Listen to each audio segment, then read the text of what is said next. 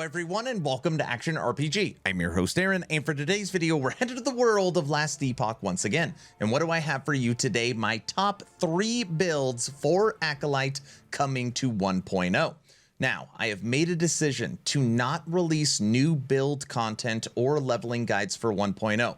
I know that sounds crazy, but in the background, I know how much is changing, and I don't want to put out inaccurate information, knowing that it's going to be changing in a few weeks. So all of my builds and refreshes will be coming after 1.0. But that doesn't mean I can't steer you in the right direction. So that's what I'm going to be doing today. Now, these builds aren't in any order. I'm not telling you this is the best, then try this. I'm just going to give you a Lich build and a couple of Necromancer builds that are absolutely awesome, that I have played, that I've played out, and I know are going to be great for the future. Starting with Necromancer. I got a feeling you probably saw this coming. Number 1, my Fire Necromancer. Now, I have made 8 iterations of this build and continue to try and improve upon each one, and some of them are a little different. But with 1.0 and Necromancer getting access to the Warlock passive tree, this build is only going to get stronger. Not only is Necro going to be getting damage reduction,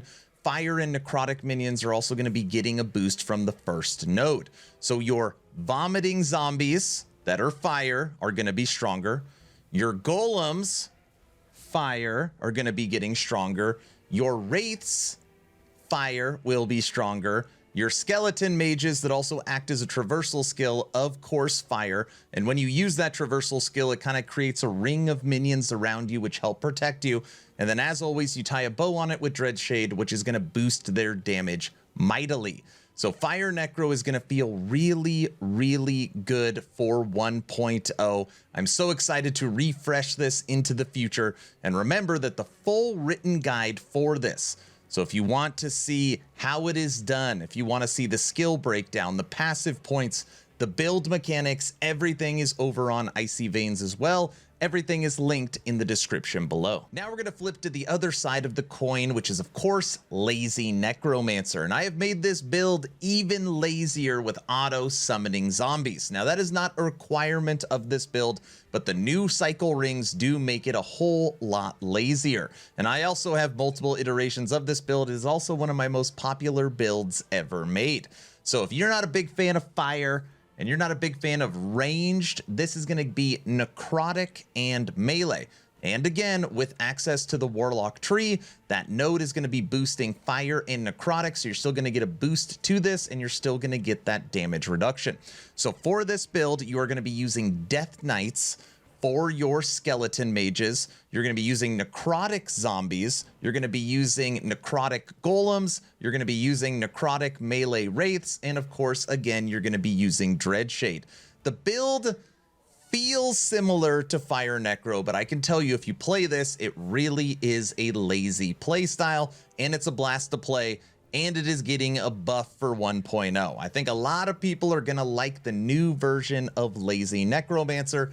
Just like Fire Necro, the full written guide, if you want to see build mechanics, if you want to hear play style, passive tree, the full breakdown, again, is on Icy Veins. It is linked in the description. We're now making the jump from Necromancer to Lich. And what do I have for you today? My Undertaker, my crit Lich that focuses on Harvest, Reaper Form, Bone Curse, Death Seal, and Transplant.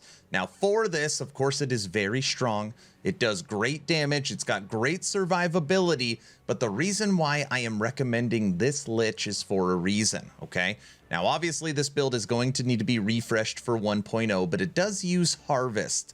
And what's interesting is that Harvest can now be procced by Chaos Bolts from Warlock. So since this uses Harvest, there's going to be ways that we can rework it and retweak it. And technically, you're going to be able to, yes, shoot your Harvest if done correctly. Again, I cannot film this. I cannot make a build guide for it yet. But Crit Lich Harvest, you're going to be able to shoot that Harvest at enemies. It's going to be really, really fun. This build is already awesome, and I think it's only going to get more awesome. We did lose, of course, Soul Feast, but we're not using that for this build anyways. But I think this is going to be very exciting for 1.0. Just like the other Necromancer guides, in the description is the link over to Icy Veins, where you can see the build mechanics, the play style, the best way to create it for 1.0. It is all there in the written guide, and I am telling you, Crit Lich is going to be awesome. Now, for the final recommendation, I've been getting asked over and over and over and over again, and I totally understand why. What am I going to play Warlock for 1.0? I have made the announcement that for launch February 21st, I will be running a Warlock. And I want to give you a little insight into what the current plan is. I'm going to be running a Chthonic Fisher Warlock that is triggering Chaos Bolts, which is also ripping blood and using Bone Curse. And this is going to be based upon Damned and Ignite, which is going to be triggering Witchfire. So I'm going to be running a Chthonic Fisher Witchfire Warlock to start out. I've already got a level 100 Warlock in the other version of the game. I've already done tons of tests on it, and it is such a blast to play. Now, of course, I'm going to need to further test. I got to try it in the live game. I got to see how it functions. But just to answer the question, Aaron, what are you doing at 1.0? What are your recommendations on Warlock? Chthonic Fisher, proccing Chaos Bolts, which is proccing Rip Blood and Bone Curse, in its necrotic and fire form, which is triggering Witchfire. I am telling you, Warlock is what you should try at one. It is so much fun. All right, everyone. So those are my recommendations on Acolyte. Pretty short and sweet video. Again, these builds are newer. They're just not 1.0 yet because we obviously can't show that yet. But I'm trying to steer you in the right direction so you are ready for 1.0. And there's a million Acolyte builds out there. These are obviously just my recommendations. I am so excited for everyone to finally get their hands on this game after all of these years. I'm telling you, it's worth the wait. The game feels and plays so good. February 21st could not come fast enough.